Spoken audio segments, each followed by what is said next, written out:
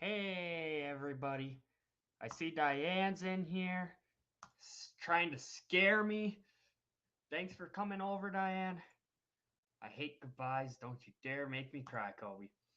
Well, starting out, Diane, I will let you know I am not saying goodbye to the YouTube channel or anything like that.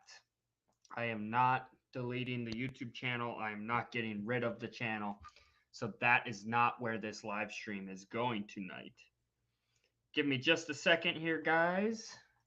Hopefully get some more people in while I'm doing this, but I want to update my information here so you guys can see how Project 60 over 30 is doing.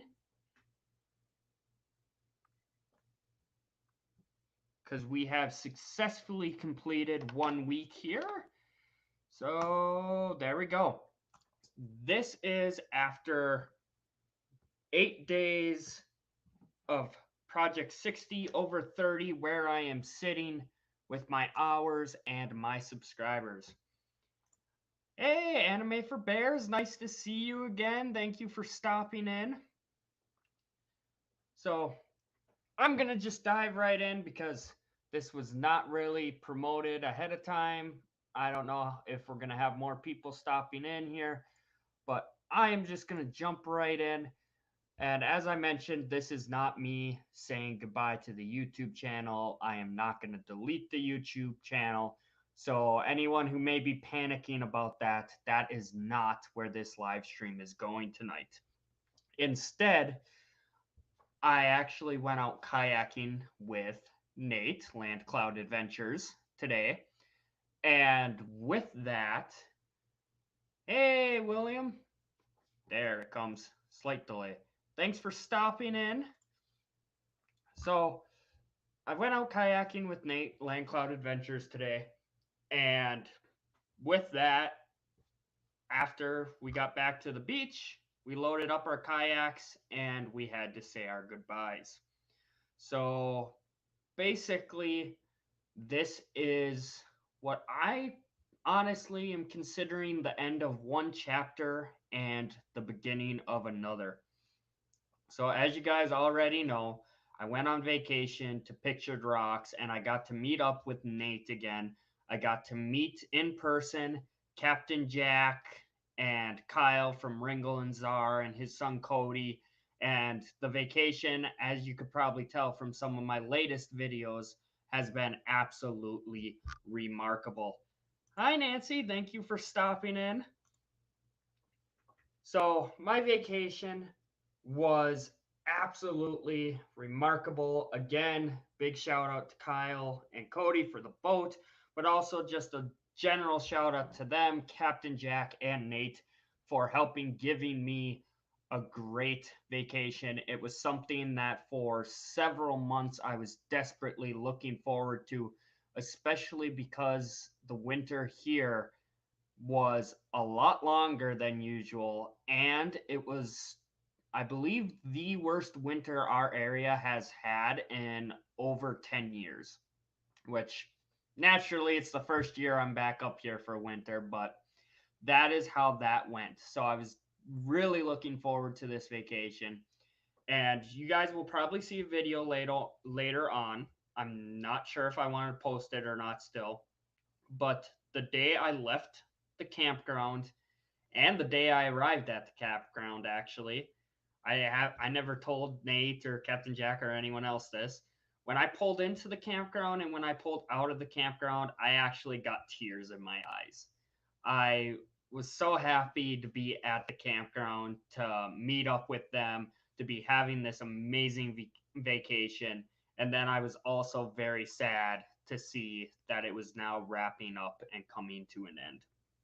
And I shot a quick video on the drive back saying that for once I did not want to be on the road because that meant that I was coming back to the college and going back to work, and that vacation was pretty much over with. And I do have a Europe vacation. We'll talk a little bit more about that later on here during this live stream. But more or less, the beginning of the school year is coming up, so it's time to crack down and get to work and really dive deep into work again. So that is already starting to close up my chapter here. And with that, again, I met up with Nate today.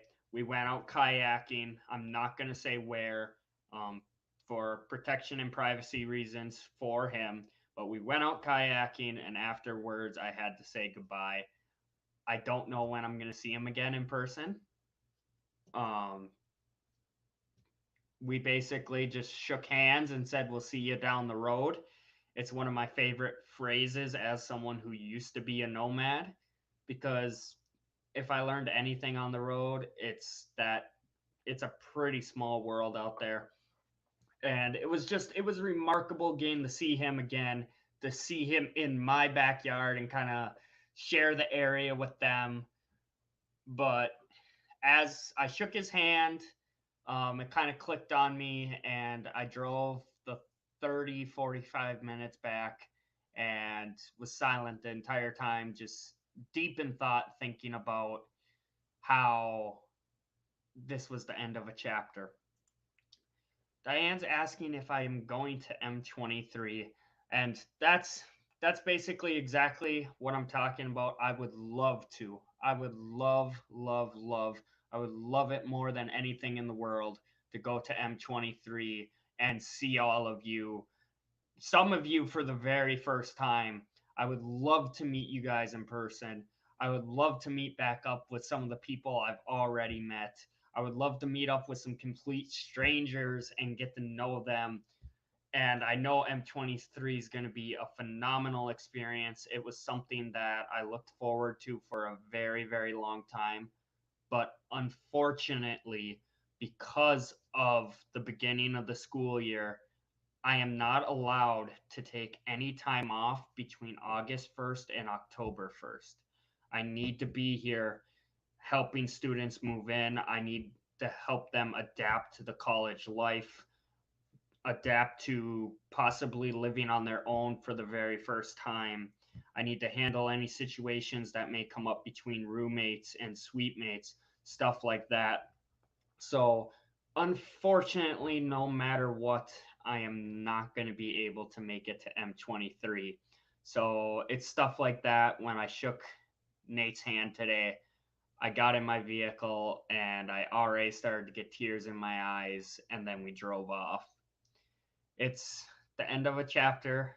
This is I do have some smaller trips here, like a trip to Bond Falls for a weekend. Another weekend I'm gonna have off, and it's pretty much my last weekend to do anything. So I'm just gonna hit the road and just go somewhere. I don't know where, but I'm gonna get out and explore. But it is coming close to August 1st here. So I need to start again moving residents in, getting all of that stuff situated. And it also means that almost I have almost successfully completed a full year here as a staff member at the college, which is something that I am very proud of. From the work I did this year, like the impact I had on the college, the residents, to um, just my vehicle. I mean, stuff like that. Seeing my new vehicle, I absolutely love it. I'm in love with it. And that shows that all my hard work this past year was towards something. Um, and it's something that I truly believe this, it's something that I would not have gotten if it wasn't for me sacrificing life as a nomad to be up here and do this job. So that is where the title comes from today, saying goodbye, because I'm once again saying goodbye to Captain Jack, Kyle, Cody, Nate, and the nomad lifestyle as I know it. And for the next year, I am once again going to have to buckle down and put the time and sacrifices in to get to the place I want to be. So, with that, I figured I'd talk about some of my goals. I don't know if I've actually talked about this on the channel before, but I have like a 3 year plan right now, personal goal wise. My goals are year one to buy a vehicle, did that. Year two, I'm hoping to buy 1 to 2 plots of land. Thank you, Diane. That really means a lot. It's I try I try my absolute best day in and day out. And as I told Nate today too, it's I really deeply care. I'm sure you guys can see that when I talk about this stuff about my residents. I deeply care about them. But at the same time, I told Nate too, I think me working this job for a couple of years is me paying my due, because anything worth having in life, you have to work for. It doesn't come easy. And furthermore, I don't know honestly if, as much as I want to be a nomad, if someone came up to me and was like, "Hey, I'll just give you the nomad life," I don't know if I'd really go for it that way. If it was just somebody randomly giving it to me, I like the feeling that I've earned it.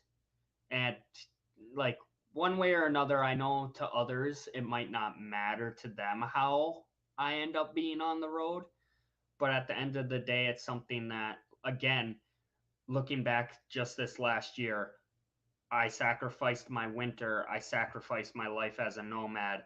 I was here. I did this job for a year, day in, day out, just working super hard. Some days waking up at 6 o'clock in the morning, going to bed at midnight, 1 o'clock in the morning, just to wake back up at 6 o'clock again and do it all over again.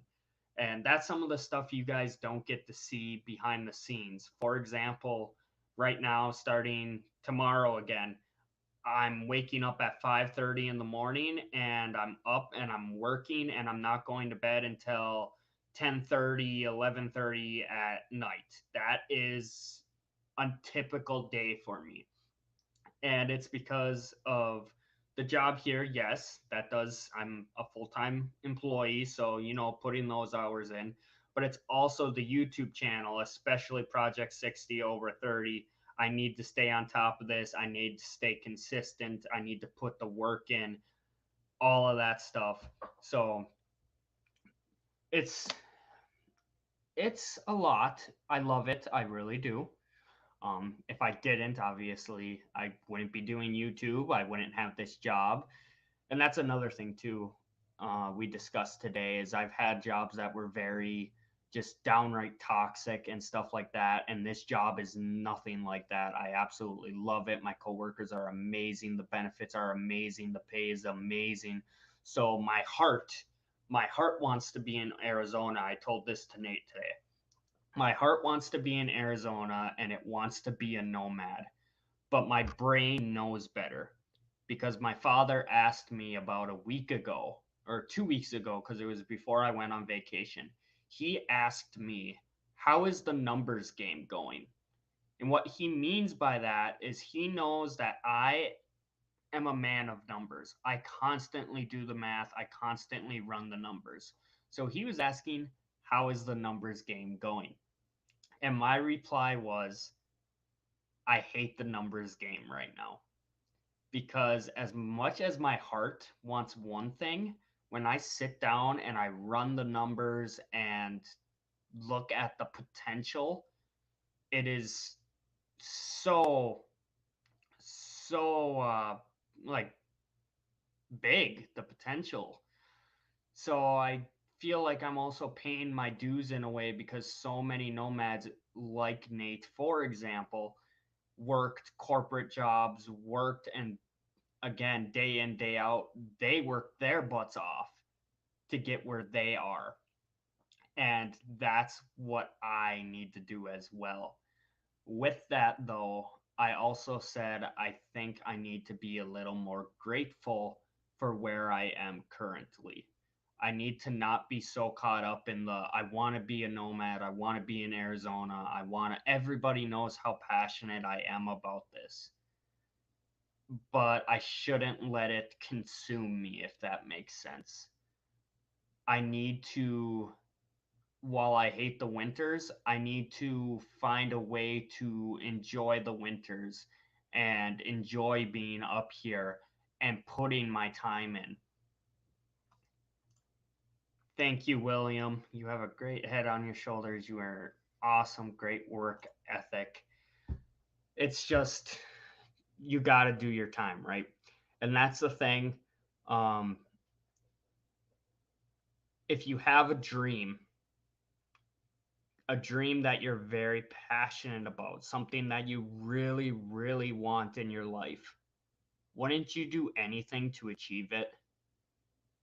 So, doesn't that mean for me giving up the nomad life right now, dealing with winters, so one day I hopefully can get back out there?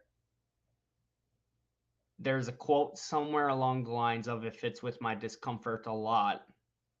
Um, how I preach about discomfort and getting outside of your comfort zone. There's a quote that's something along the lines of it is better to be uncomfortable for a couple years and set yourself up for life than it is to just be uncomfortable, like, or be comfortable, basically. The comfortable thing for me would be to be on the road right now. Would I have hiccups, problems? Yes, absolutely. But it's the comfortable thing. It's what I really, really want. But I need to be patient and I need to put in my time.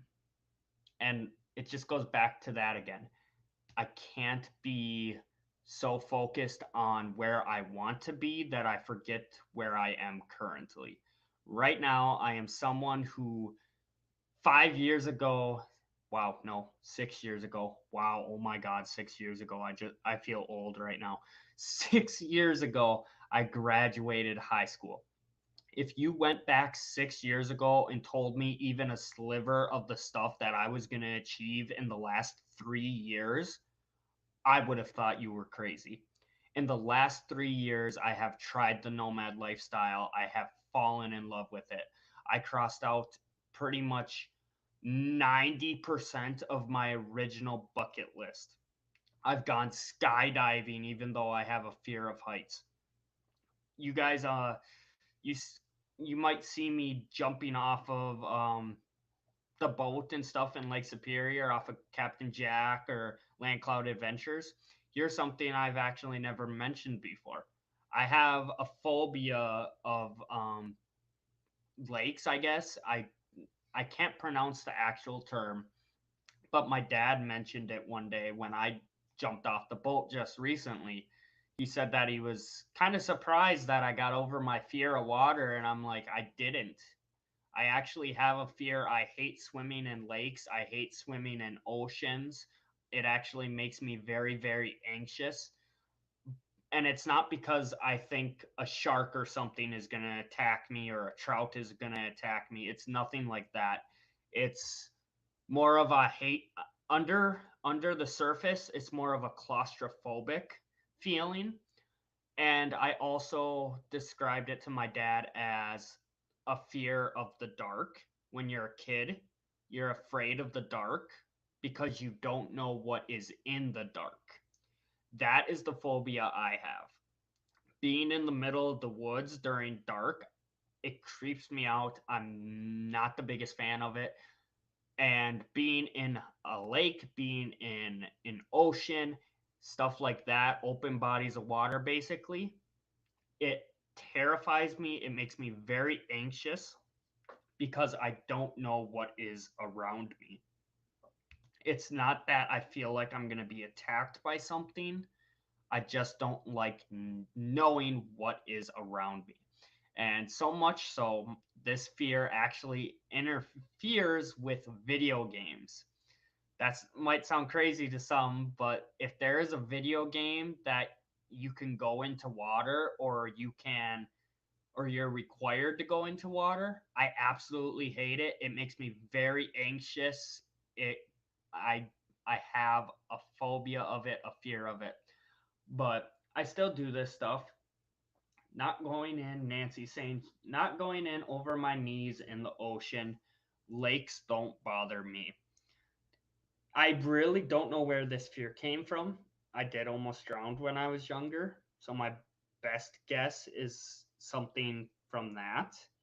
Um, at one point, I was in the ocean and something darted towards me, but basically, like, I have that phobia. I'm going out and I'm cliff jumping. Diane's getting what I'm saying here. In short, sweet terms, courage is not the opposite of fear. It is stepping out despite fear. It is that right there. I have tried the nomad life. I have pushed through that discomfort and that fear, and I fell in love with it. I skydived out of a plane despite being afraid of heights, even though I have this phobia of um, water, bodies of water. I went swimming in the ocean. I'm jumping off of cliffs, jumping out of boats, just truly enjoying my life and living in the moment, making the most of every single day. Nancy, I figure I'm bait in the ocean. And that's most people do seem to have a fear of something's going to attack them. And I think with the ocean, I do have that slightly. Um, when I did see two figures actually dart towards me when I was swimming in the ocean, definitely creeped me out. And I did not go back into the water that day. I called it quits. Um, but when I'm in a lake, when I'm in a river, when I'm in a stream, it's not really that. It's just that claustrophobic and not knowing what's around me. But it's that getting outside of my comfort zone in simple terms, pushing my boundaries. I am so proud of myself. Writing a book on depression, anxiety, for those who may have read that, you know how open I was in that book, saying things that I honestly didn't want to relive, yet I told my story anyway because I felt it was important and felt that it might inspire and motivate others and help others. Try being in the ocean and the person swimming next to you drags a shark out of the water. Oh my god. Is that a Florida thing? That sounds like a Florida thing. Florida man drags shark onto beach. Could totally see that. I avoided the ocean for the rest of the year. I don't blame you on that one, Diane. Not at all. So, New Jersey. Okay. Yeah, so that is basically what the live stream is about tonight. It is a reflection about the past year, but also the past 2 years as a nomad and just some of the life lessons I learned on the way. Because while I teared up leaving the campground, while I teared up leaving Nate today, a goodbye, like the end of one chapter, is simply the beginning of another. And that is something we should always try to remember. So, with that, year two. What does year two involve for me? Actually, you know what, guys? Give me 30 seconds here. I just had an idea. I want to share this with you guys. I have not posted this on YouTube at all. I haven't even posted it on my social media. Most people don't even know that I've been doing this. I did it for me, and it's going to fit perfect with tonight's live stream. So give me 30 seconds. I will be right back.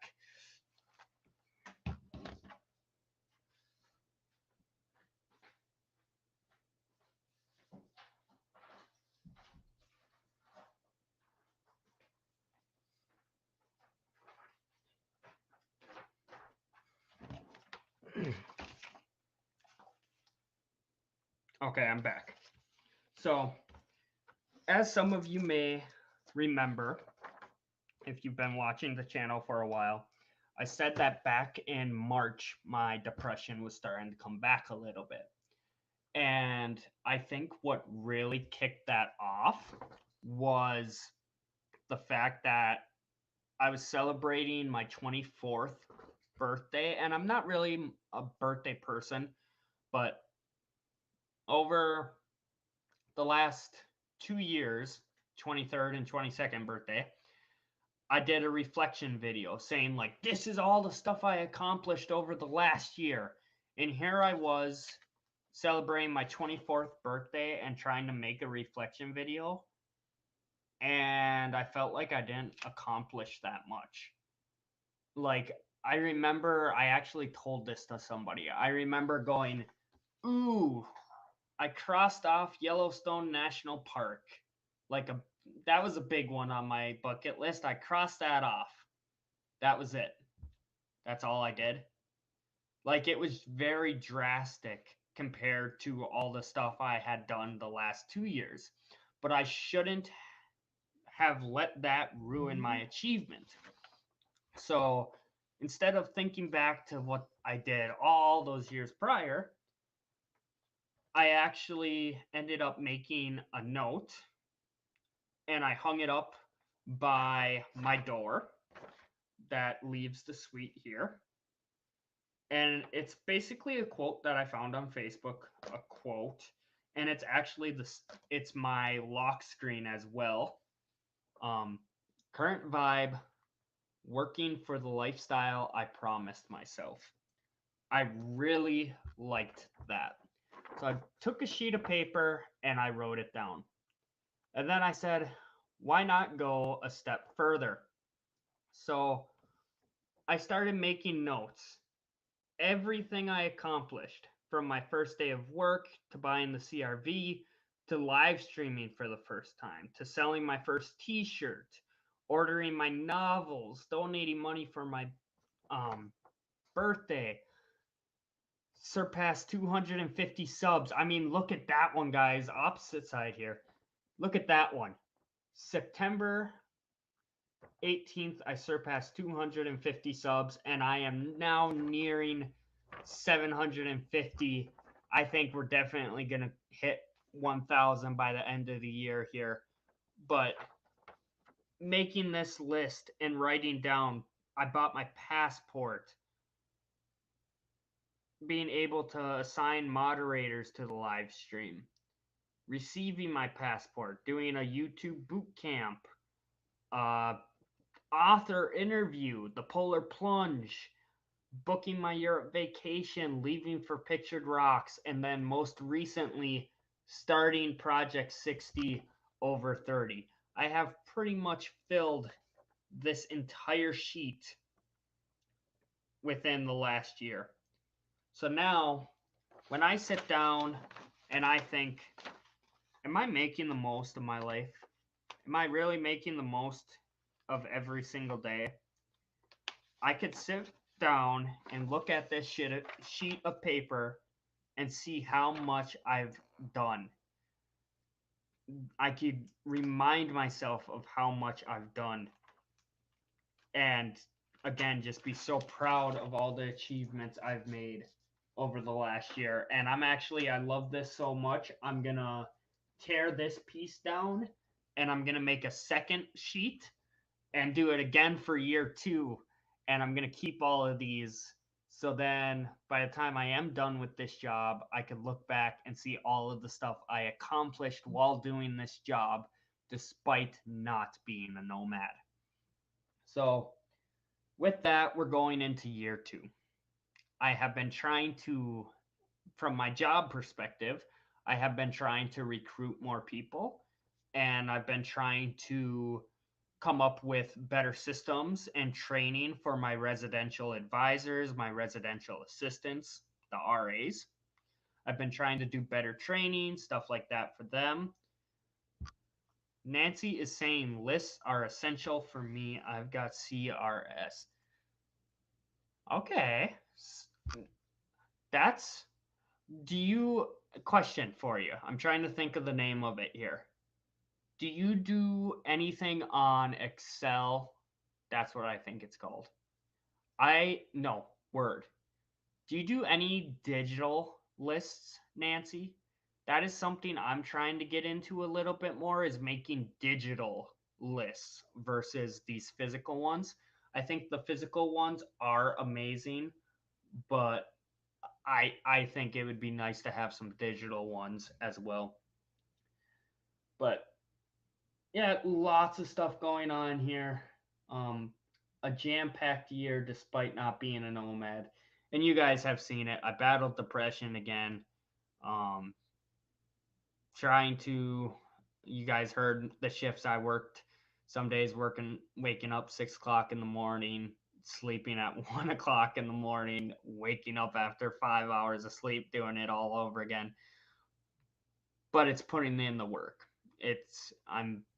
I want to be a nomad, and I'm not going to let anything stop me. So, the plan for year 2 is a couple plots of land. That's right, a couple. I talked to Nate about this earlier today while we were kayaking. If I play my cards correctly, which I'm going to try to do, I'm going to be more stingy with my money this year, stuff like that. And I'm going to focus more on budgeting, setting a monthly budget, stuff like that. But basically, by next summer, by the end of next summer, I would like 2 plots of land. One in Arizona. Currently, I'm thinking somewhere around Flagstaff, Williams area. And the other one I would like in the UP. Yes, Diane, Kobe, I have a big calendar on my desk, lots of sticky notes. I do love calendars as well. That's something I'm talking about, monthly budgeting right here. Since Nancy said calendars, one way I'm going to try to budget myself better this year is I'm going to create a calendar that basically says what's for dinner. So on this day, I'm having this. On this day, I'm having this. And I'm going to do the entire month. And that way I know exactly what groceries to buy. I don't break it too often, stuff like that, because I don't eat out very often. I'm going to try to continue that. Maybe here and there once a month, maybe. I'm trying to create a balance of treating myself and living in the moment, but also setting myself up in the future. So that's where 2 plots of land come in. Now, do I need to? Not necessarily, but this is the reasoning behind it. My priority is a plot of land in Arizona. Despite Arizona having a bunch of BLM land, stuff like that, I want to know that in the long term, say 10, 20 years from now, yes, I know I want to go to Europe and move to Europe, stuff like that. But say 10 to 20 years from now, something changes and I don't want to be a nomad anymore and I want to settle down. I have a piece of property that I own outright that I could settle down on. Furthermore, if something goes wrong on the road and I just need to find a place where I know I could stay here for a decent amount of time, a significant amount of time if I wanted even, I could go to this property and I know I won't be bothered. I could run a generator, the power AC, anything like that without people being annoyed. Just, I like that a plot of land offers some privacy and some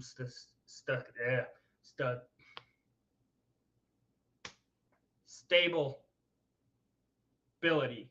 Jesus, stuttering bad. Anyway, that is the plan. Arizona is coming first. I'm looking somewhere Williams, Flagstaff, Grand Canyon Junction, which is about half an hour from the Grand Canyon. Surprisingly, the plots of land are actually decent price, but I don't think I'd have cell phone service out there from what I remember. So just trying to figure out all the logistics of that. And honestly, I don't know a lot either. To give you guys an idea, I don't know. If I buy a plot of land, what are property taxes going to look like every year? That is something I have no idea. Does it vary depending on the size? I mean, that would make sense to me. But I genuinely have no idea what a ballpark reasonable figure even is. So, trying to figure out all the logistics of that, get a plot of land in Arizona, because that's also pretty much going to be the home base. My uncle, he plans on coming back up to the UP every other summer. I am not going to do that. If anything, I'll be doing it every 5 years. Nancy's got a great question here. Are you going to have utilities? Ideally, starting out, I would not want utilities. It would be more of a plot of land that, like the BLM land, I could pull my camper onto and I could park it and just live off of it. So, utility wise, the only this isn't really a utility. The only thing that I probably would have on the plot of land, if possible, would be a garden. I think that would be really nice. That is kind of my dream goal, is to have some kind of garden and grow my own food. And that's a whole nother thing I have no experience in. It would be a challenge, but I would love to have a garden one day and be growing a majority of my own food. What I do love about it too, outside of BLM land, this is a big one for me and explains why another reason why I'm looking at buying my own property. Rocky, not right now, but him. If I own my own property, I could probably let him roam free if the property is big enough, stuff like that. I like that idea. I like that I could give him that freedom, and maybe I put up fences. I don't know, but ideally, I don't even think I would put up fences. I'm thinking, sake of example here, this is just a ballpark number. I am not actually looking at this size of land, but theoretically, if I have 10 acres, I don't think I need fencing. I don't think I'd have a problem with letting Rocky just roam free, is basically my point. So I would like that for him. Utilities, I would probably do my solar panels to keep the electricity, a generator for anything that's a little more um, required to need electricity, like an AC. Nancy is bringing up a great point again. You need a well or access to water. I think that would be my priority. So, a lot of people here in the Upper Peninsula do have wells. So that's kind of when you first asked the question about utilities. I paused at one moment because I was thinking about a well. Um, I honestly never considered that until you asked that question. It's something that maybe I would look into depending on how the job, like, is it something I could do? Is it something I'd have to pay someone else to do? If so, how much would it cost? Um, if I do get it, is there any maintaining that I have to do with a well? Um, because it is up there and there's winter, am I going to have to worry about the well freezing over? Stuff like that. Um, Logistics behind that, but that is a good point. As a nomad, I know that I can get water down there, but also Walmart's, one of the ways I do it is Walmart's have I think a company called Premio, and for a 5 gallon bucket, it's like $3 for 5 gallons. Which, doing that, it's it's gonna add up in the long run. It's gonna add up, but um, just thoughts, just vague thoughts.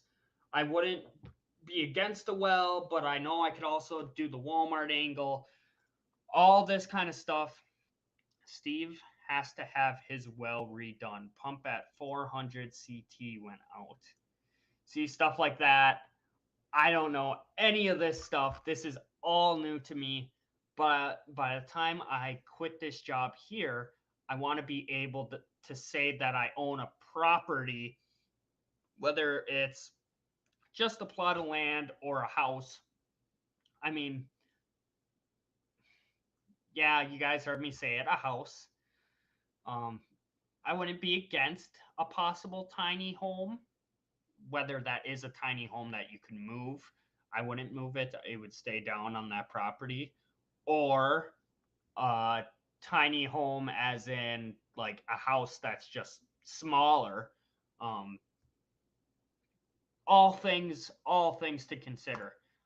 You would also you would have to fence it in also for Rocky. And that's a thing too, as I was talking about that.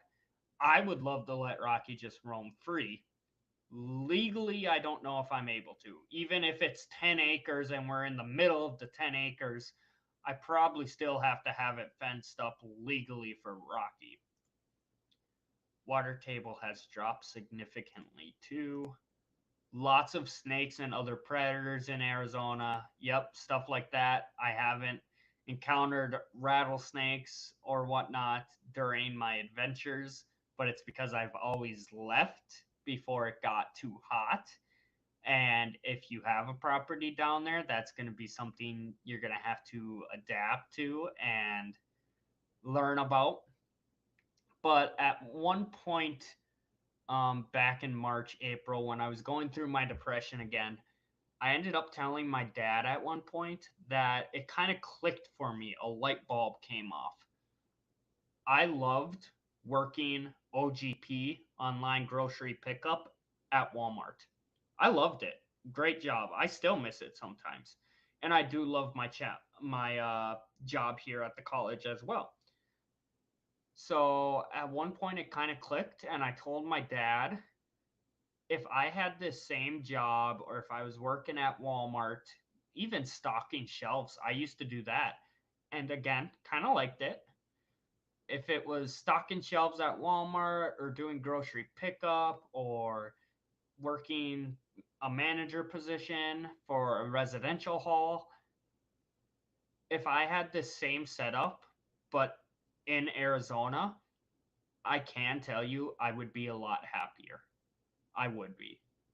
There's something about being in Arizona to me that I feel at peace. There is nowhere else that I've ever been so far that gives me even remotely the same feeling.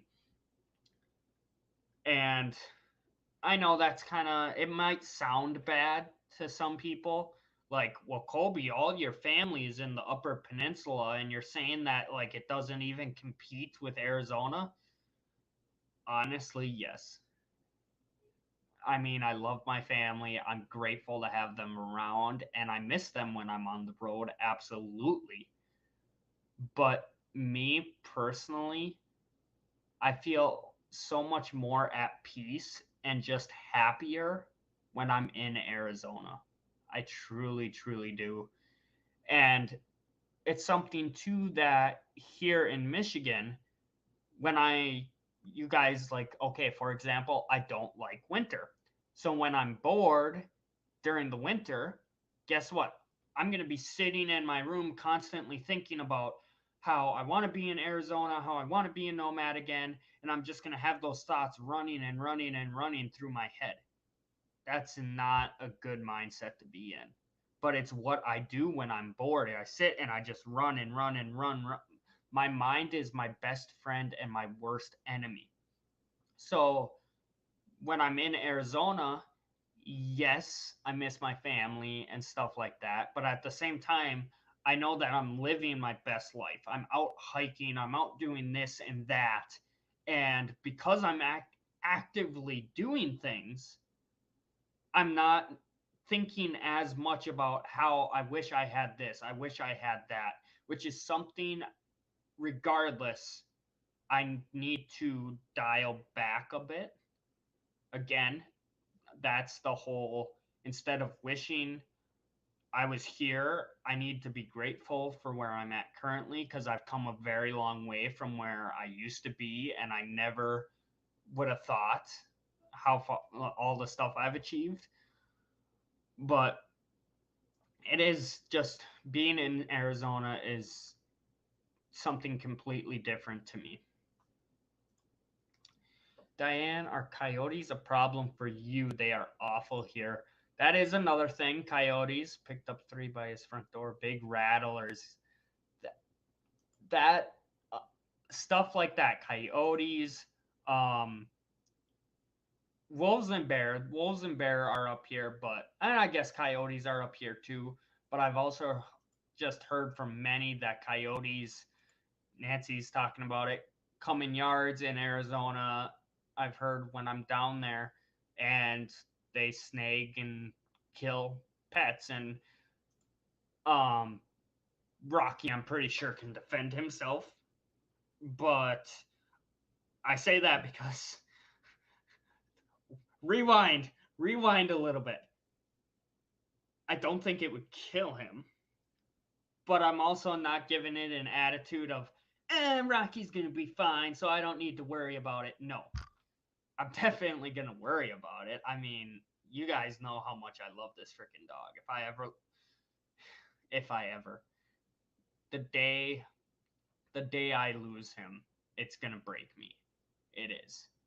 And I hope it's very, very, very long time from now. But the day I lose Rocky, I talked to my mom about this earlier today, actually. The day I lose Rocky, it's going to break me, and I'm never going to have another pet again. I truly believe that, even though pretty much 95% of my life I've had pets. Rocky is just a completely different situation. I had a cat, Pepper, who I needed to put down in 2020, and I said I would never get a pet again. And I ended up rescuing Rocky after that, and he's been with me through thick and thin, through all of these adventures. I loved my cat. I loved Pepper. I truly do. But Rocky is just a completely, I've never had a pet that comes close to this, really. So, when it comes to coyotes, wolves, bears, rattlesnakes, even though I'm sure Rocky can defend himself from a single coyote, I'm going to be paranoid. I'm going to be figuring out, do I need to put the fence up not because of Rocky, but do I need to put it up to keep coyotes out? Lots of different logistics to think about. That's exactly why I don't have a dog. Lost one was 14 and I miss her so much. Been 2 years. I'm sorry, Nancy. I always said losing a pet, it's extremely difficult, but even in the moment, I know that it's kind of worth it. It's not not quotations even. It is worth it. The pain you go through in the end. It's the price you pay to have the life you do with them, to have their love and their care and their loyalty and all of the experiences. And that's why Rocky's so special too, is because my cat Pepper already kind of broke that cycle for me, and I did not want another pet after her. It was different. And yet I ended up rescuing Rocky. And I think in a way he rescued me, even though I said I would never get a pet again. So when the day comes, yeah, it's gonna it's gonna break me. But on a good note, Rocky is, hold on, I love this quote, Diane. The greater the love, the greater the pain. I love that. So, on a good note, while we are talking about Rocky, who at this point is just staring at me from the floor because I've said his name multiple times, he is turning 4 years old on Thursday, you guys. So, I've been debating about trying to figure out how to celebrate his birthday. Did I want to do a live stream where you guys could do something like type in the T word and I'll give them one? I don't know. Maybe I'll do that still. If you guys would be interested in that, let me know. Maybe it's something I could do, but it is going to be his 4th birthday. I got him a giant birthday cake, one specifically made for dogs.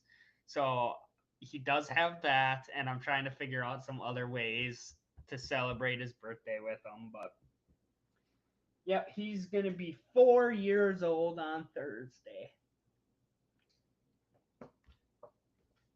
So, yeah, that is my plans for year 2.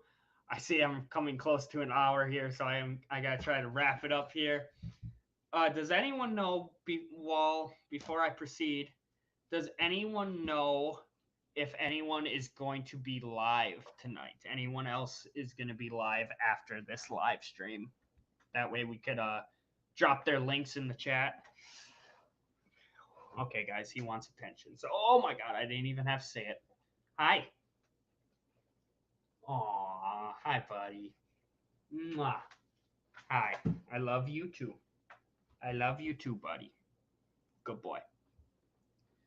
So, that is my plan for year 2, you guys.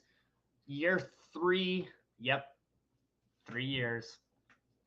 As much as I want to be out on the road, guys, logistically, I think I want to do 3 years, and that's kind of what my boss is leaning towards too. Most people in my position last 2 to 3 years in this job. You guys have heard me talk about that before. So year 3, I'm going to be buying a camper. So I'm starting to look into that a little bit more. I'm trying to decide right now at this point. I'm looking originally I was looking for something 20 to 23 feet like a year ago. At this point, I'm leaning more towards 15 to 20 feet. The smaller, the better, lengthwise. But thank you, William. I see your comment on the YouTube side. I appreciate you stopping in and watching the live stream while you can.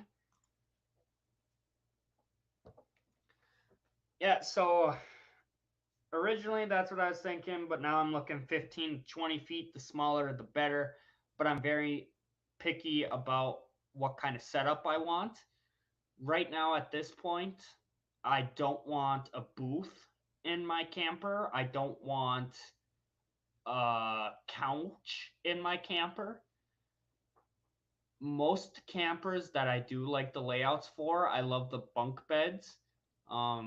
That's something Nate and I actually kind of discussed when we were on vacation because I got to see what it looked like inside his camper, and it's a pretty good setup. Personally, I don't know if I like the sliding portion that he has. That's something that was probably it's hard to say. Nate's setup was pretty good. It hit some of the boxes I wanted, but not all of them. Basically, I want one area that can be Rocky's. It'll have his bed, his food and water dish, his food, like. Oh, I apologize. It's been a long day. I've been kayaking. But and again, waking up at 5:30 in the morning. It was a weekend, but I still had to do it. I don't like slides. Diane, I agree. I feel like with slides, it's more likely to break. More things could potentially go wrong, and I could be wrong here too. But I also feel if something does go wrong, it's going to be expensive to fix it up, which, hey, maintenance, I get it. No matter what, you're going to have to do maintenance on something. But I feel like, as you're saying, too much potential for issues, there's more potential for issues, which means there's more potential for expensive stuff that you need to pay for. Um, so I'm not the biggest fan. And plus, again, electricity. I don't know. I didn't ask Nate this. Maybe he'll see this later on. Um, I don't know if his slides out off of his solar panels or if he has to use a generator to get that to slide out. But that's another angle. You are such a goofball right now. That is another angle of it that I don't like about the sliding doors. I found a camper I love, no slides, but major money. And that's another side of it. So some of these campers are like $20,000. Um, and I'll say logistically, if I played my cards right, I probably could buy one of those more expensive campers. But at the same time, I don't know if I want one that expensive. It's kind of like the vehicle right now. I bought the vehicle and it's not a vehicle that's brand new. It didn't cost me 20, 30,000, even though I could have went that route. 65,000. Yeah, it's expensive. Yep. See those numbers. I'm talking expensive, and I'm over here like 20,000, 65. I wouldn't even, and that's the thing too. I wouldn't even consider that. So what's that tell you about me, you guys? Am I cheap or what? um, but basically, I look and those 20, $30,000 campers. Um, Again, if something goes wrong, how expensive is it going to be to fix it up? If it gets in a car accident, campers and motorhomes tend to just fall apart. Not saying that I ever would, but that's I try to. There's a motto I try to live by: hope for the best, but plan for the worst. So buying the new vehicle, for example, that's all stuff I thought about. What if a part breaks down? Is it something I could fix? How expensive is it to fix? When I bought the vehicle, what kind of insurance do I want? I usually have bare minimum. No, because what if a deer runs out? It's probably going to be a couple thousand to fix it up. So, just all those different logistics and angles of it. But it's kind of what I'm thinking right now, somewhere between a 15 to 20 foot.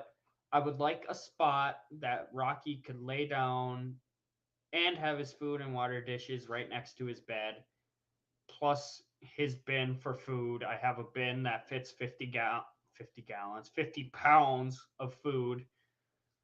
Outside of that, I wouldn't necessarily want a table. I would want something though that could be, instead of like raised up like a table, there's some campers that they fold, like imagine this painting, they fold down and then you could prop it up when you want a table. I would like something like that versus an actual booth or an actual table. I don't want a couch. Although, again, if you have bunk beds, because that's kind of the route I like the most, I feel like they take up the least amount of room. Rocky's stuff could be on the bottom, my bed could be up top. There's so many different angles of it, but that is my plans here. But for now, year 3 or year 1, pretty much done. Um, Back to work again. Kobe, would it cost too much to upgrade the bus? Um,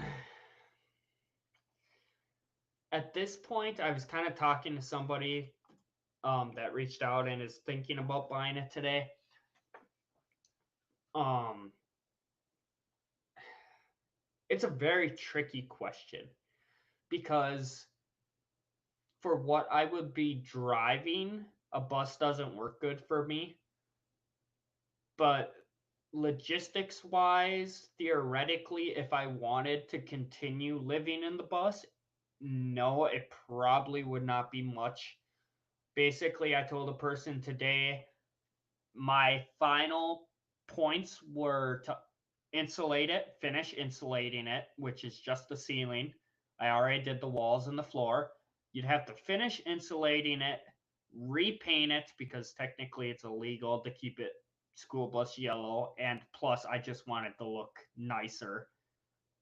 So insulate it, finish insulating it, repaint it, and swap the glow plugs out. I already have the glow plugs, they just have to be swapped out.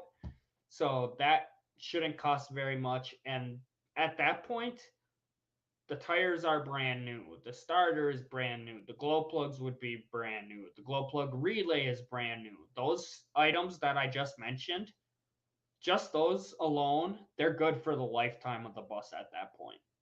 And that is a tip of the iceberg on what I have already put in and have already fixed with the bus. That's why I think in my video on the bus I mentioned I bought it for 3,500, but I'm currently asking 7,500 because I put $1,000 in tires. Like right out the gate when I bought it, we didn't even know if it was gonna make it to my house. Um, Basically we got it to the house, and the very next day I went and bought $1,000 for tires. All the tires are brand new. It's going to last for the rest of the bus's lifetime. Just stuff like that. I spent thousands upon thousands upon thousands. And another angle of it for the bus specifically, I was unemployed. So here I am spending thousands upon thousands of dollars upgrading it and getting new parts and this and that. How do you continue to do that when you don't have an actual job? You're just self employed.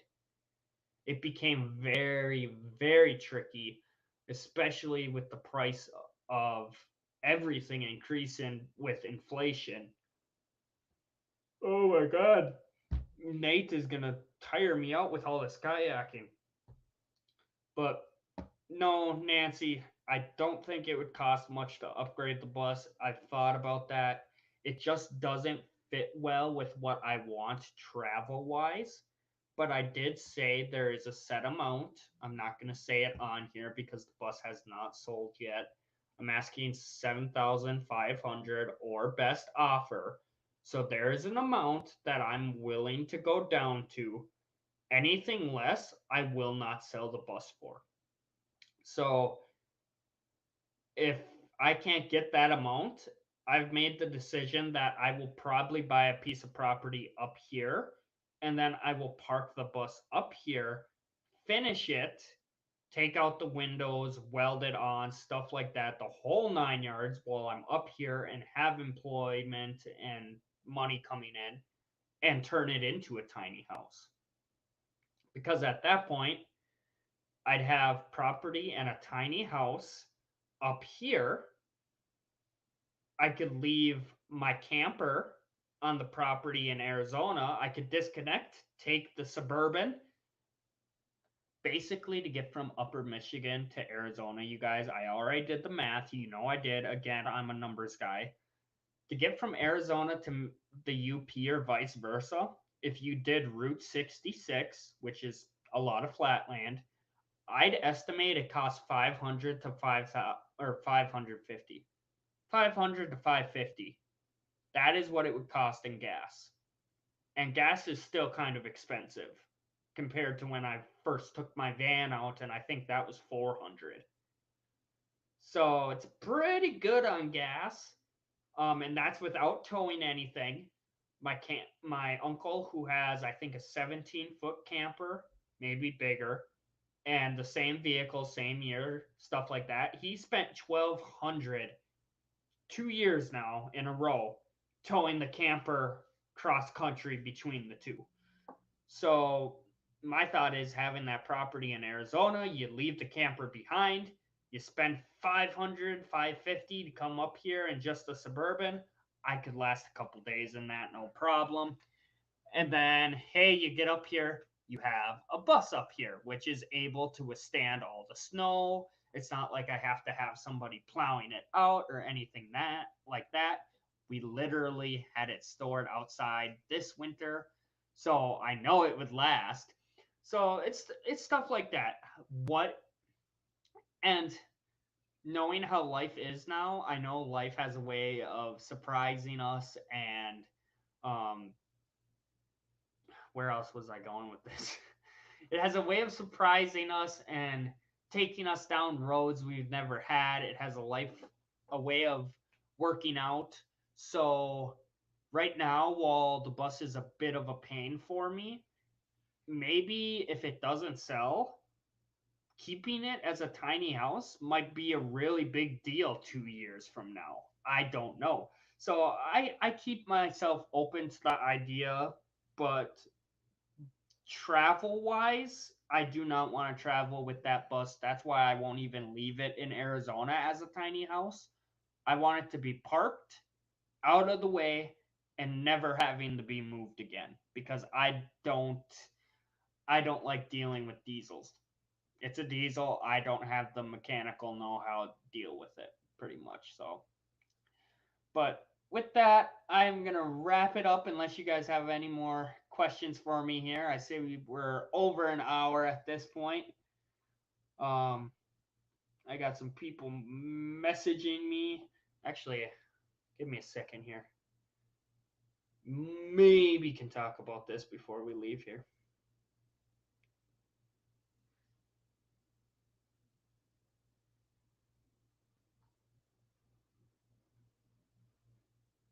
Okay, so yeah, we'll talk about this before I wrap it up here. Talking about my fear of water and stuff again, guys. How I said I don't know where it came from. My dad actually messaged me back because I just messaged him about it before the live stream, and he said he actually had it really bad when he was younger as well. At one point, he had to do a walk on basically a back road in the pitch black of night, and there wasn't a moon. He couldn't even see the road, so he had to feel the gravel to know how he was walking. He heard a dog or a wolf growling about halfway through the walk, and it just scared, scared him. And basically, he had a really bad phobia of the dark because of water, stuff like that. Well, not, I don't know if he's talking about water too, but he doesn't like not knowing what's around him, which is mainly my fear as well. So maybe it came from him, maybe um, some connection there. I guess my father had that fear as well. And then he goes on to say, like, the only way to overcome it is just using the common sense, math, laws of probability, stuff like that. Like, how likely is someone to be attacked by a shark when swimming in the ocean? Not very likely. It does happen, yes. And it's just kind of reminding yourself of that too. Um, and he's saying, like, almost everything around here is more afraid of us than we are of them. Even bears and cougars up here in the Upper Peninsula, for the most part. All the fish, stuff like that. There's no way they're gonna harm you. It's all just mental. And the reason I wanted to say that before I wrapped up the live stream here is because I'm gonna be taking a more mental approach. You guys have heard me talk about mental health a lot here. I have talked to my old coach Andra, who was on a live stream here at one point, and he is gonna come on as a guest. So don't have a date yet, but fun announcement for you guys. My former coach is going to be a guest on the channel at some point, and he is basically going to do a live stream on social anxiety. That is his main thing. And he talks about how a lot of it is mental and how you have to train your brain just like you would any other muscle in your body. And a lot of people, when it comes to YouTube, for example, they worry about people. Oh, I'm in public, I'm filming, but what is everybody thinking about me? Um, hey, I'm on camera right now. I'm worried. What do people think about me? That's a common thing for people when they start on YouTube, and it's all mental. It's all mental. I mean, most people, you can make a fool of yourself in public. Most people, they're going to move on, and 5 minutes later, they're going to forget about you. Everyone's just living their own lives. It's not like someone remembers some embarrassing thing that you did 10 years ago, stuff like that. So that's why I wanted to read that message. A fun announcement for you guys. Again, former coach. He's going to be talking about social anxiety, how it's a lot of mental stuff, how you can train your brain to cope with it, overcome it. And I'm very, very excited for that. My mental health is shot. I am sorry, Diane. I know how that feels. That's another reason why I want to talk more about mental health and have him, Andra, on here talking about mental health as well, because at least for him, he'll probably talk about this a little bit. He's open about this, so I know he won't care about me talking about it, but he said that when he was in his 20s, for example, because he's, I think, about my age actually. When he was younger, even maybe a teenager, somewhere in there, he was dealing with really bad social anxiety, depression, all that stuff. And he said back then, if he felt like there was no way to overcome social anxiety, he doesn't know what he would have done. He just got into an argument. He is on a Facebook group about social anxiety. It's meant to help others, and he said that anyone can overcome social anxiety.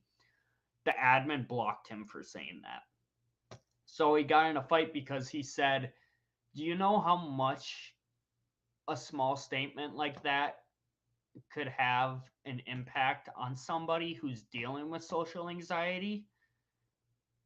It's your mental health. If you're going through mental health problems and somebody tells you not everybody can overcome it, you're going to sit there and you're going to be like, well, maybe I'm one of those people that can't overcome it, and you're going to lose hope and you're going to give up, and God knows what comes out of that situation.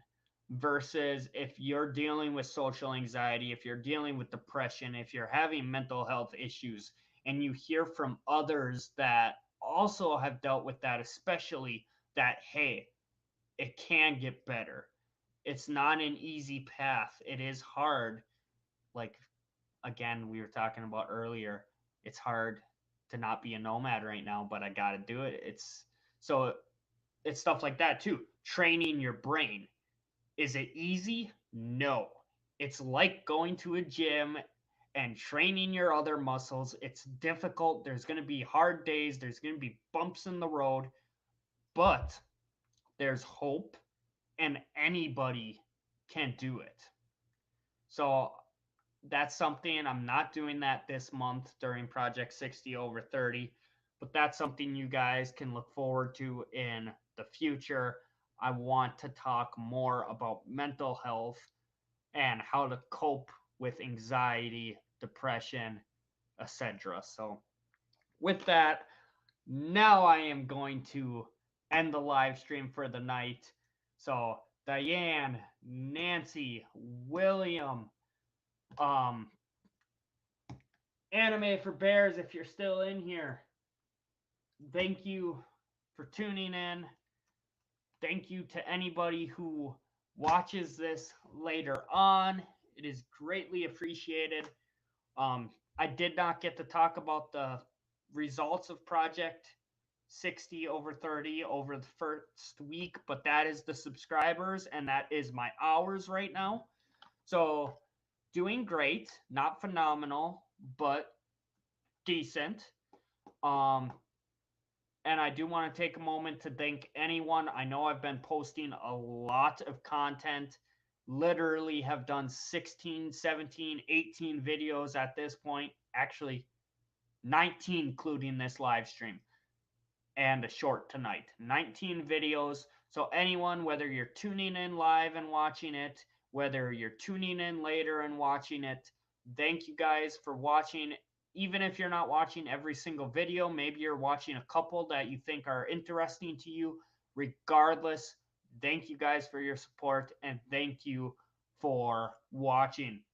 I hope you've been enjoying all of my content. I was subject to mental abuse for the past 14 months by a man I thought loved me. I'm sorry, Diane. It's horrible. It's horrible when you go through that manipulation. Um, and that's something too, again, the brain being a muscle, having to be trained. You deal with something for so long and you're told something for so long that manipulation and stuff like that, it can impact you in a very strong and very negative way, even if common sense and stuff like that, it doesn't make sense. That's something I deal with a lot. Is I'm like, why is this a problem? It shouldn't be a problem, but um it's the anxiety, it's depression, it's all that kind of stuff. um they're hurdles, and it's a challenge to get over them, but it is possible and there is hope. So thank you guys again for tuning in. um I hope you've been enjoying my video so far. As always, stay safe. I'll see you all on the next adventure, and I'm trying to think of what my next video is so I can tell you guys quick. I don't even know what my next video is, you guys.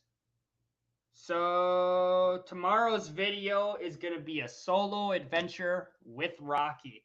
So keep your guys' eyes peeled for that at 6 p.m. Central Time. It is going to be a video. I took a road trip with Rocky, so it's going to be all about that, some historical stuff, a vlog about us exploring. But yep, that's it, guys. Officially signing off this time. Thanks for tuning in. Stay safe. I'll see you all on the next adventure. And always remember, life is short. So get out and explore, and don't waste it in your comfort zone. Have a great night, everyone.